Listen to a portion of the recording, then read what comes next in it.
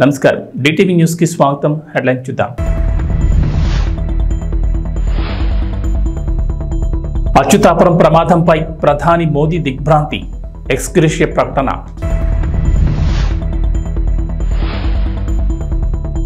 కష్టపడి పనిచేస్తున్నాం మీ సలహాలు కావాలి సిపిఎం నేతలను రిక్వెస్ట్ చేసిన CM Revanth Janwada farm house పై కేటీఆర్ స్పందన తనకు ఎలాంటి ఫామ్ హౌస్లు లేవని క్లారిటీ తన ఫ్రెండ్ ఫామ్ హౌస్ లీజుకు తీసుకున్నట్లు స్పష్టం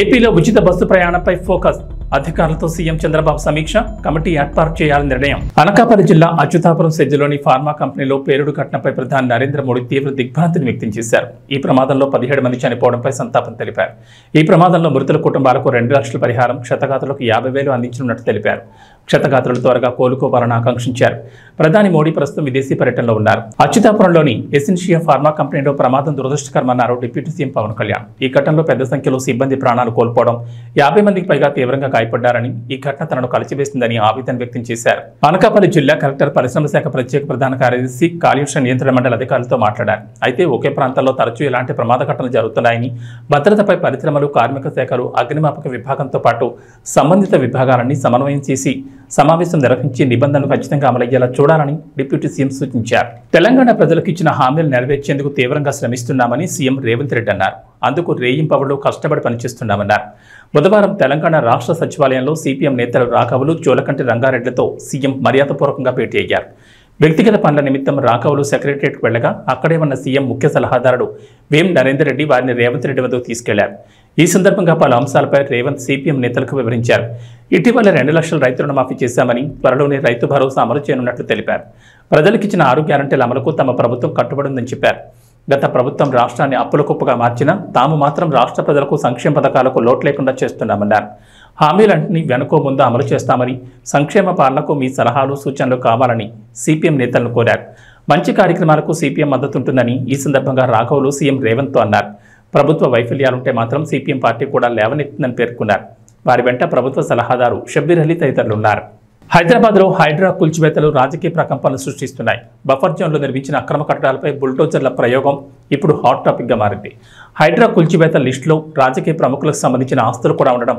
ఇప్పుడు సర్వత్రా చర్చనీయాంశంగా మారింది ఇందులో భాగంగానే బీఆర్ఎస్ వర్కింగ్ ప్రెసిడెంట్ కేటీఆర్కు సంబంధించిన జన్వాడ ఫామ్ హౌస్ కూడా బఫర్ జోన్లోనే ఉందని వార్తలు వైరల్ అవుతున్నాయి ఆ వార్తలపై స్పందించిన కేటీఆర్ జన్వాడ ఫామ్ హౌస్ మీద క్లారిటీ ఇచ్చారు తనకు సొంతంగా ఎలాంటి ఫామ్ హౌస్లు లేవని కేటీఆర్ స్పష్టం చేశారు తన స్నేహితుడి ఫామ్ హౌస్ లీజుకు తీసుకున్నానని తెలిపారు ఆ ఫామ్ హౌస్ ఎఫ్టీఎల్లో ఉంటే తాను దగ్గర నుండి కూలగొట్టిస్తానని చెప్పుకొచ్చారు అయితే దాంతోపాటు కాంగ్రెస్ నాయకులకు కూడా కూలగొట్టాలని కేటీఆర్ డిమాండ్ చేశారు పార్టీని వెంటాడతామన్నారు నేను అక్రమంగా ఏదైనా తప్పు చేస్తే తప్పకుండా చర్యలు తీసుకోండి బఫర్ జోన్లో ఎవరి నిర్మాణాలు ఉన్నా సరే కూల్చేయాలని ప్రభుత్వాన్ని కోరుతున్నా తప్పు నేను చేసినా సరే నాపై చర్యలు తీసుకోండి నాకు ఫామ్ హౌస్ లేదు నా ఫ్రెండ్ ఫామ్ హౌస్ను లీజుకు తీసుకున్నా ఒకవేళ ఆ ఫామ్ హౌస్ నిబంధనలకు విరుద్ధంగా ఉంటే కూల్చేయండి అదేవిధంగా మంత్రులు కాంగ్రెస్ నాయకుల నిర్మాణాలు కూడా కూల్చేయాలి కాంగ్రెస్ మంత్రులు ఎమ్మెల్యేల రాజభవనాలు కూడా ఎఫ్టీఎల్ పరిధిలో ఉన్నాయి వాటిని కూడా కూల్చేయాలంటూ కేటీఆర్ కీలక వ్యాఖ్యలు చేశారు ఇంతసేపు రైతుల సబ్జెక్ట్ చెప్తే మీరేమో హైడ్రామా నేను ఒకటే చెప్తా ఉన్నా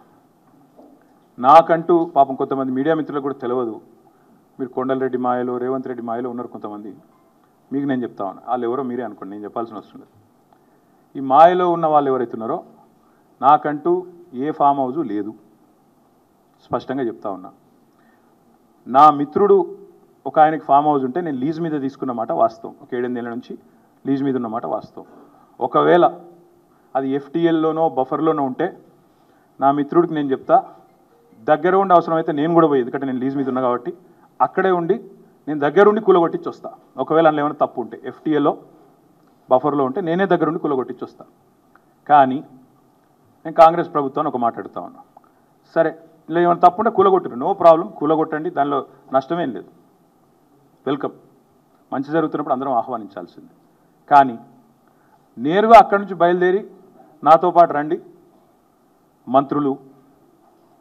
పెద్ద పెద్ద కాంగ్రెస్ లీడర్లు ఎఫ్టీఎల్లలో బఫర్లలో కట్టిన రాజభవనాలు నేను కూడా తీసుకొని మీ అందరూ కలిసిపోదాం నాతో పాటు మీరు కూడా రండి మీడియా నేను దగ్గర నుండి తీసుకొని పోతా నిన్న మొన్నటి నుంచి నేను కూడా చూస్తూ ఉన్నా సోషల్ మీడియాలో ఎట్లా బ్రహ్మాండంగా జూములు పెట్టి మరీ తీసినారు గూగుల్ ఎర్త్తో అది గూగుల్ మ్యాప్స్ ఏందో కానీ చాలా చక్కగా పెద్ద పెద్ద కాంగ్రెస్ నాయకులు పేర్లు చెప్పమంటారా?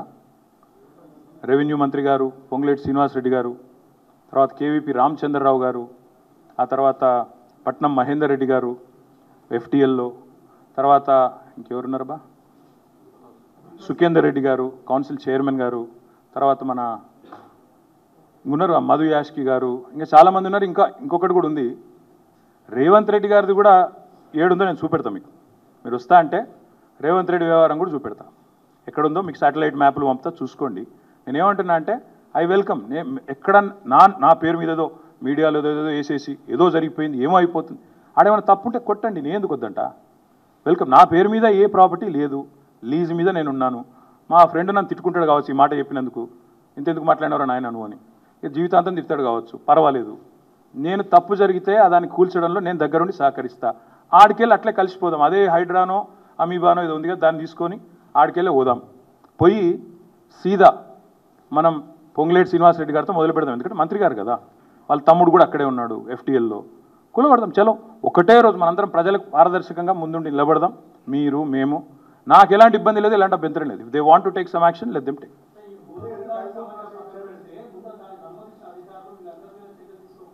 ప్రభుత్వంలో నేను లేను రాజు. సో మీరు పని చేయండి, అడగాల్సిన ప్రశ్న మీరు వేరేదికి పెట్టాల్సింది నా మీద పెడుతున్నారు, మీరు అటు పెట్టండి. వాళ్ళు ఎవరి మీద యాక్షన్ తీసుకుంటారంటే నాకు అభ్యంతరం లేదు బ్రదర్. అధికారుల మీద తీసుకోమను, ఎవరెవరి మీద తీసుకోమను, నాకేం అభ్యంతరం లేదు. నేను అనేదల్లా ఒకటే, తప్పు నేను చేస్తే కూడా చర్య తీసుకోండి, తప్పు కాంగ్రెస్ వాళ్ళు చేస్తే కూడా అక్కడికి వెళ్ళి సీదా కాంగ్రెస్ వాళ్ళకి అడిగి పోదాం. ఆడ మొత్తం ఆ చెరువు చుట్టూ ఎఫ్టీఎల్ బఫర్లు ఏమేమవుతున్నాయో మొత్తం కూలకూడదు. వెల్కమ్. ఓకే. ఏపీలో మహిళలకు ఉచిత బస్సు ప్రయాణ అమలుపై ఫోకస్ పెట్టింది ప్రభుత్వం. ముఖ్యమంత్రి చంద్రబాబు ఏపీఎస్ఆర్టీసీ రవాణా శాఖలపై సచివాలయంలో సమీక్ష నిర్వహించారు. అధికారులు ప్రజాప్రతినిధులతో ఓ కమిటీ ఆయా రాష్ట్రాల్లో పరిశీలించి నివేదిక రూపొందించాలని సీఎం సూచించారు. తెలంగాణ, కర్ణాటక, తమిళనాడు, ఢిల్లీ, పంజాబ్లో మహిళలకు ఉచిత బస్సు ప్రయాణం అమలవుతోందని, అక్కడ అమలు చేస్తున్న తీరు, అందులో లోటుపాట్లను పరిశీలించాలన్నారు. ఈ రాష్ట్రాల్లో సమగ్ర అధ్యయనం చేయాలని, కొంత ఆలస్యమైన ఇందులో ఎటువంటి లోపాలకు అవకాశం లేకుండా చూడాలన్నారు. మహిళలకు ఎలాంటి ఇబ్బంది లేకుండా విధానాలు రూపొందించాలన్నారు. చంద్రబాబు రాష్ట్రంలో ప్రస్తుతం ఉన్న డీజిల్ బస్సుల నుంచి క్రమంగా విద్యుత్ బస్సుల్లోకి మారేందుకు ఆర్టీసీ అధికారులు ప్రణాళిక రూపొందించాలన్నారు చంద్రబాబు. కేంద్రం ఇస్తున్న రాయితీని వినియోగించుకుని 1253 విద్యుత్ బస్సులు సమకూర్చుకోవాలని సూచించారు. దేశవ్యాప్తంగా ఎలక్ట్రిక్ వాహనాల వినియోగం పెరుగుతోందని గుర్తు చేశారు బాబు. ఈ తరుణంలో ఆర్టీసీలోనూ వాటి వినియోగానికి ప్రాధాన్యం ఇవ్వాలన్నారు. డీజిల్, ఎలక్ట్రిక్ బస్సుల కొనుగోలుతో పాటు నిర్వహణ వ్యయం, మైలేజ్ వ్యత్యాసాన్ని బేరీజు వేసుకుని సముచిత నిర్ణయం తీసుకోవాలని సూచనలు చేశారు. మాజీ మంత్రి బీఆర్ఎస్ నేత సిద్దిపేట ఎమ్మెల్యే తన్నీరు హరీష్ రావు ఆలయాల యాత్రకు సిద్ధమయ్యారు. యాదాద్రి లక్ష్మీ నరసింహస్వామి ఆలయం నుంచి గురువారం యాత్ర ప్రారంభిస్తారని హరీష్ రావు ప్రకటించారు. సీఎం రేవంత్ రెడ్డి చేసిన పాపం ప్రజలకు శాపం కాకుండా చూసి రక్షించాలని యాదాద్రి లక్ష్మీ నరసింహస్వామిని ప్రార్థిస్తారన్నారు. సీఎం రేవంత్ రెడ్డి పాప పరిహారం కోసం, తెలంగాణ ప్రజల శ్రేయస్సు కోసం ఆలయాలను దర్శించి పూజలు చేయబోతున్నారని హరీష్ రావు తెలిపారు. బీఆర్ఎస్ ఎమ్మెల్యేలు, ఎమ్మెల్సీలు, ఇతర నాయకులతో కలిసి యాదాద్రిలో హరీష్ రావు ప్రత్యేక పూజలు చేయనున్నారు. అనంతరం ఆలేరులో జరిగే ధర్నా కార్యక్రమంలో పాల్గొంటారు. రైతు రుణమాఫీ విషయంలో కొన్ని రోజులుగా హరీష్ రావు, ముఖ్యమంత్రి రేవంత్ రెడ్డి మధ్య మాటల యుద్ధం కొనసాగుతోంది.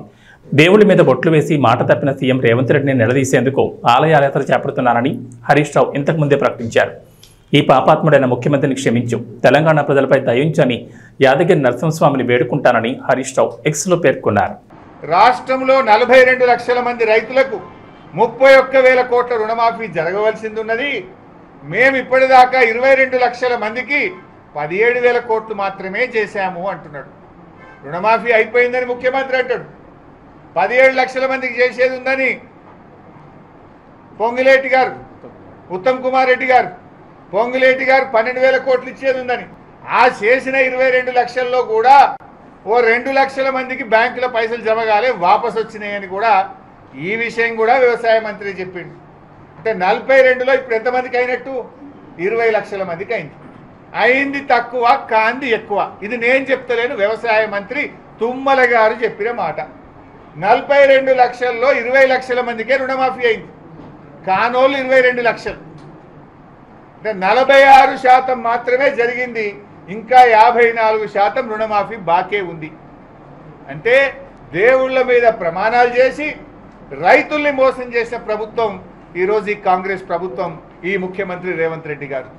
ఇది నేను చెప్తుంది కాదు కదా, నీ మంత్రులే చెప్తున్నారు. ఒక ఆయన 12,000 కోట్లు ఇవ్వాలంటుండు, ఒక ఆయన 17 లక్షల మంది రైతులకు ఇంక ఇచ్చేది ఉన్నదంటుండు, ఇంకొక ఆయనేమో 42 లక్షల్లో 20 లక్షల మందికే ముట్టింది, ఇంక 22 లక్షల మందికి ముట్టలేదు అంటుండు. మరి దీన్ని బట్టి ఎవరు రాజీనామా చేయాలి రేవంత్ రెడ్డి గారు? నీకు నీతి నిజాయితీ ఉంటే బహిరంగంగా తెలంగాణ ప్రజలకు క్షమాపణ చెప్పు. తెలంగాణలో నువ్వు ఒట్టు పెట్టిన దేవుళ్ళ దగ్గరికి పోయి ప్రాయశ్చిత్తం చేసుకో. దేవుడా నన్ను క్షమించు, నేను తప్పు చేసినా, నేను తొందరపడి నీ మీద ప్రమాణం చేసినా దయచేసి నన్ను క్షమించని ప్రాయశ్చిత్తం చేసుకో. కనీసం ఆ దేవుడు అన్న నిన్ను క్షమిస్తాడు. నువ్వు ప్రాయశ్చిత్తం చేసుకోవు కనుకనే ఇలా మేం బయలుదేరి ఇక్కడికి రావడం జరిగింది. దేవుడా మా ముఖ్యమంత్రి నిన్ను మోసం చేసిండు, నీ మీద ఒట్టు పెట్టి ప్రమాణం చేసిండు. ఈ పాపాత్ముడు, ఈ అబద్ధాల కోరు, ఈ దగాకోరు, ఈ దివాలా కోరు ముఖ్యమంత్రిని క్షమించండి. తెలంగాణ ప్రజలకిచ్చిన మాట తప్పిండు. కనీసం దేవుడా లక్ష్మీనరసింహస్వామి తెలంగాణ ప్రజల ముఖం చూసి ఈ పాపాత్ముని ముఖ్యమంత్రిని క్షమించు, తెలంగాణ ప్రజల్ని దీవించు అని ఆ లక్ష్మీనరసింహస్వామిని వేడుకున్నాం. ఎందుకంటే పాలకుడే పాపం చేస్తే అది ప్రజలకు అరిష్టం జరిగే అవకాశం ఉంటుందని కొంతమంది బ్రాహ్మణులు నాకు చెప్పింది. పాలకుడు పాపం చేస్తే రాష్ట్రానికి ప్రజలకు అరిష్టం చుట్టుకుంటారు సార్ అంటే, ఈ ప్రజలకు అరిష్టం కలగద్దు, ప్రజలకు నష్టం జరగద్దు, ఈ పాపం చేసిన ముఖ్యమంత్రిని క్షమించు, తెలంగాణ ప్రజల్ని కాపాడు లక్ష్మీనరసింహస్వామి అని ఆ దేవుణ్ణి వేడుకోవడం కోసం మేము ఇక్కడికి వచ్చాం. ఆంధ్రప్రదేశ్ ప్రభుత్వం ఉచిత ఇసుకకు సంబంధించి మరో కీలక నిర్ణయం తీసుకుంది. ఆన్లైన్లో ఇసుక బుకింగ్ చేసుకునే సౌకర్యాన్ని అందుబాటులోకి తీసుకురానుంది. ఉచిత ఇసుక విధానం అమలు తీరుపై ముఖ్యమంత్రి నారా చంద్రబాబు నాయుడు సమీక్ష నిర్వహించారు. వచ్చే నెల 11 నుంచి ఆన్లైన్లో ఇసుక బుకింగ్ సదుపాయం అందుబాటులోకి తెచ్చేలా ఏర్పాట్లు చేస్తున్నారు. కొత్త విధానం అమల్లోకి వచ్చే వరకు స్టాక్ పాయింట్కు సమీపంలో ఆఫ్లైన్లో బుకింగ్కు వీలు కల్పించి లారీలు ఇసుక నిల్వ కేంద్రాల్లో క్యూలో ఉండాల్సిన అవసరం లేకుండా చర్యలు తీసుకోవాలని ముఖ్యమంత్రి ఆదేశించారు. ఆన్లైన్లో ఇసుక బుకింగ్ సదుపాయం అందుబాటులోకి వచ్చే వరకు నిత్యం ఇసుక సరఫరా అవుతున్న తీరుపై సమీక్ష నిర్వహిస్తామన్నారు. ప్రధానంగా ఇసుక సరఫరాపై అధికారులకు చంద్రబాబు పలు సూచనలు చేశారు. ముందుగా ఇసుక బుక్ చేసుకునే అవకాశం కల్పించాలని, ఆ వేబిల్లు ఉన్న లారీలనే స్టాక్ పాయింట్లలోకి అనుమతించాలని సూచించారు. వినియోగదారులపై అధిక ఛార్జీల భారం లేకుండా చూడాలని ఆదేశించారు. ఇసుక నిల్వ కేంద్రంలో రోజుకి ఎన్ని లారీలు లోడ్ చేసేందుకు అవకాశం ఉందో అంతవరకే వినియోగదారులకు బుకింగ్కి అవకాశం ఉంటుంది. ఒకవేళ అంతకు మించి ఎక్కువ మంది వస్తే మరుసటి రోజు లోడింగ్ చేసేలా వేబిల్లు జారీ చేస్తారు. మెగాస్టార్ చిరంజీవి కుటుంబ సభ్యులు తిరుమల శ్రీ వెంకటేశ్వర స్వామిని దర్శించుకున్నారు. గురువారం ఉదయం శ్రీవారి మేల్కొలుపు సేవ అయిన సుప్రభాత సేవలో కుటుంబ సభ్యులతో కలిసి మొక్కులు చెల్లించుకున్నారు. దర్శనం అనంతరం రంగనాయకుల మండపంలో వేద పండితులు వేదాశీర్వచనం అందించారు. ఆలయ అధికారులు శ్రీవారి తీర్థ ప్రసాదాలు అందజేశారు.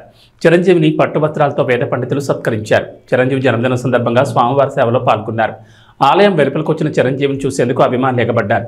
ఆయనతో కలిసి ఫోటోలు దిగేందుకు భక్తులు ఆసక్తి కనబరిచారు. చిరంజీవితో కలిసి ఆయన సతీమణి సురేఖ, మనవరాలు స్వామివారిని దర్శించుకున్నారు. బుధవారం సాయంత్రం ప్రత్యేక విమానంలో తిరుపతి చేరుకున్నారు. ఆ తర్వాత రోడ్డు మార్గంలో తిరుమలకు చేరుకున్నారు. బుధవారం రాత్రి తిరుమలలోని ఫీనిక్స్ అతిథి గృహంలో బస చేసి గురువారం ఉదయం సుప్రభాత సేవలో స్వామివారిని దర్శించుకున్నారు.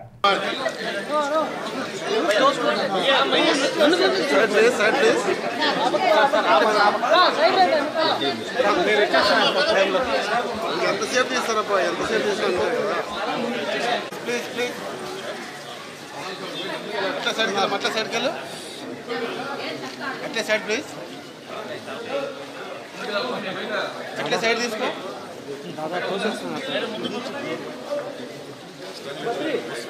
మాకు అలవాటు అయిపోయింది. Happy birthday sir. Many more happy returns of the day sir.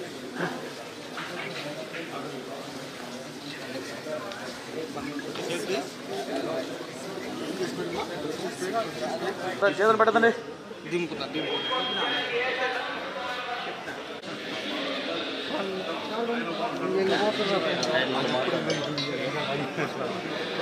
మాట్లాడేది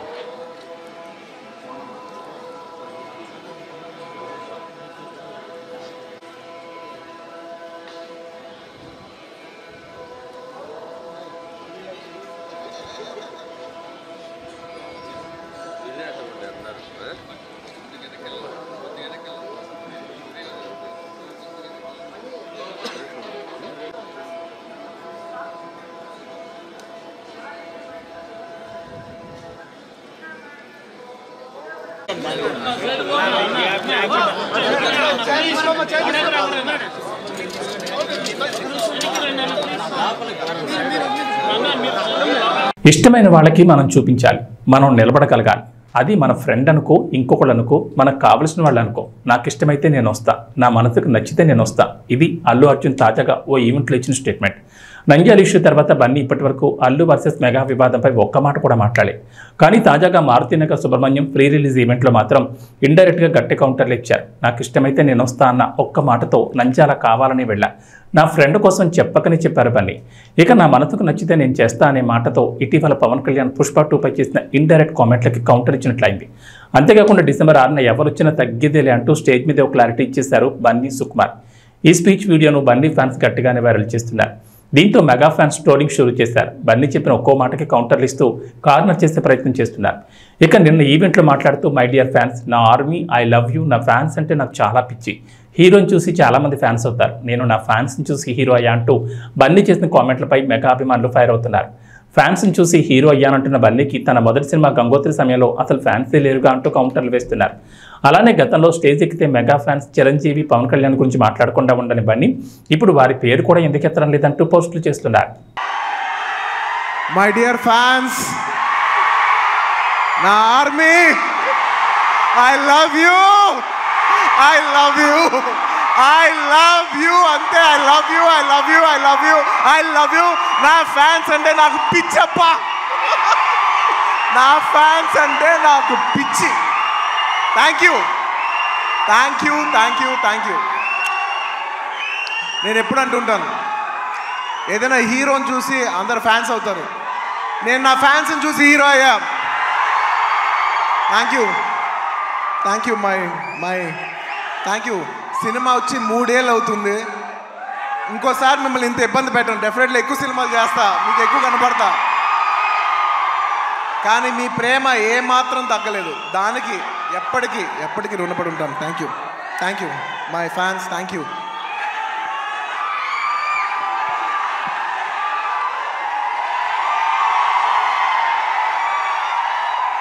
థ్యాంక్ యూ. ఈ ఫంక్షన్కి వచ్చి దీన్ని ఇంత పెద్ద సక్సెస్ చేసిన మీకు, ఈ ఫంక్షన్ని టెలికాస్ట్ చేస్తున్న మీడియా వారికి, స్పాన్సరర్స్కి, అందరికి, ముఖ్యంగా అందరికీ thank you very much. And ఇంకా విషయానికి వస్తే వెరీ సింపుల్. నేను ఇవాళ ఎందుకు ఇక్కడికి వచ్చాను అనేది వెరీ ఆబ్వియస్. ఎందుకంటే సుకుమార్ గారు వైఫ్ తబిత గారు ఈ సినిమా ప్రొడ్యూస్ చేస్తున్నారు. పుష్ప 2 లాస్ట్లో చెప్తా, అది డెజర్ట్ లాంటిది. అది లాస్ట్లోనే చెప్పాలి, అది లాస్ట్లోనే తినాలి. సుకుమార్ గారి వైఫ్ తబిత సుకుమార్ గారు ఈ సినిమా ప్రొడ్యూస్ చేశారు. ఆబ్వియస్లీ ఆవిడ మేము క్లైమాక్స్ షూట్ చేస్తున్నాం. ఆ రూమ్ లోపలికి వచ్చి ఆవిడ ఒకటే మాట అన్నారు, నేను ఇలా బన్నీ గారు, నేను ఇలా సినిమా ప్రొడ్యూస్ చేస్తున్నాను, ఎలాగో సుకుమార్ గారు వస్తారు, నేను సుకుమారు మీరు గారు కాకుండా మిమ్మల్ని కాకుండా నేను ఇంకెవరిని అడుగుతాను అన్నారు. ఇంకా ఆ మాట తర్వాత ఇంకా డిస్కషన్ లేదు, మాటలు లేవు, మాట్లాడుకోవటాలు లేవు. ఆబ్వియస్లీ నాకు సుకుమార్ గారు అంటే ఎంత ఇష్టం ఏంటి అని నేను మాటలో చెప్తే చాలా స్టూపిడ్గా ఉంటుంది. ఆవిడ అడిగిన వెంటనే మీరు నమ్మరు, క్లైమాక్స్ చాలా టఫ్ షూట్. నేను జనరల్లీ అనను ఈ మాట, నేను ఇప్పటివరకు చేసిన క్లైమాక్స్లోనే one of the most difficult climax, చాలా టైరింగ్ క్లైమాక్స్. అంత సిచ్యువేషన్లో కూడా ఆవిడ అన్న వెంటనే వస్తున్నాను తబిత గారు, ఇంకా మీరు ఆ మాట అనిన తర్వాత, ఎందుకంటే ఇష్టమైన వాళ్ళకి మనం చూపించాలి, మనం నిలబడగాలి. యూనో మన ఫ్రెండ్ అనుకో, ఇంకోళ్ళు అనుకో, మనకు కావాల్సిన వాళ్ళు అనుకో, నాకు ఇష్టమైతే నేను వస్తా, నా మనసుకు నచ్చితే నేను వస్తా. అది మీ అందరూ తెలిసిందే. ఇక వాతావరణ విషయానికి వస్తే తెలంగాణలో వర్షాలు వేయడం లేదు. గత కొద్ది రోజులుగా రాష్ట్రంలో ఎడతెరిపి లేకుండా వర్షాలు కురుస్తున్నాయి. మంగళవారం అయితే వర్షం బీభత్సం సృష్టించింది. హైదరాబాద్ నగరంలో రికార్డు స్థాయిలో వర్షపాతం నమోదైంది. ఈ నేపథ్యంలో తెలంగాణలో వర్షాలపై హైదరాబాద్ వాతావరణ కేంద్ర అధికారులు కీలక అప్డేట్ ఇచ్చారు. రాష్ట్రంలో 5 రోజుల పాటు వర్షాలు కురుస్తాయని చెప్పారు. పలు జిల్లాల్లో భారీ వర్షాలకు ఛాన్స్ ఉందన్నారు. వాయువ్య బంగాళాఖాతం, దాన్ని ఆనుకుని ఉన్న పశ్చిమ మధ్య బంగాళాఖాత ప్రాంతాల్లో వాయుగుండం కేంద్రీకృతమై ఉందని చెప్పారు. ఆ వాయుగుండం నేడు తెల్లవారుజామున పూరి, చిలుక లేక్ మధ్య తీరాన్ని దాటినట్లు వెల్లడించారు. అది పశ్చిమ వాయు దిశగా కదులుతున్నట్లు పేర్కొన్నారు. దీని ప్రభావంతో నేడు ఉత్తర తెలంగాణ జిల్లాల్లో భారీ నుంచి అతి భారీ వర్షాలు కురుస్తాయన్నారు. కొన్ని జిల్లాల్లో అయితే అత్యంత భారీ వర్షాలు కురిసే ఛాన్స్ ఉందని తెలిపారు. ఏపీలో వర్షాలు కురుస్తాయంటోంది వాతావరణ శాఖ. ఇవాళ పార్వతీపురం, మన్యం, అల్లూరి సీతారామరాజు, కాకినాడ, డాక్టర్ బిఆర్ అంబేద్కర్, కోనసీమ, తూర్పుగోదావరి, పశ్చిమ గోదావరి, ఏలూరు, కృష్ణా, ఎన్టీఆర్, ప్రకాశం, నెల్లూరు జిల్లాలోని కొన్ని ప్రాంతాల్లో తేలికపాటి నుంచి ఓ మోస్తరు వర్షాలు పడే అవకాశం ఉందంటున్నారు. శ్రీకాకుళం, విజయనగరం, విశాఖపట్నం, అనకాపల్లి, గుంటూరు, బాపట్ల, పల్నాడు, చిత్తూరు, తిరుపతి, కర్నూలు, నంద్యాల, అనంతపురం, శ్రీ సత్యసాయి, కడప, అన్నమయ్య జిల్లాలో కొన్ని ప్రాంతాల్లో తేలికపాటి వర్షాలు కురుస్తాయని అంచనా వేస్తున్నారు. బుధవారం కూడా కోస్తా, రాయలసీమలోని పలు జిల్లాల్లో వర్షాలు పడ్డాయి. ఇవి బులెటిన్ విశేషం. నమస్కారం.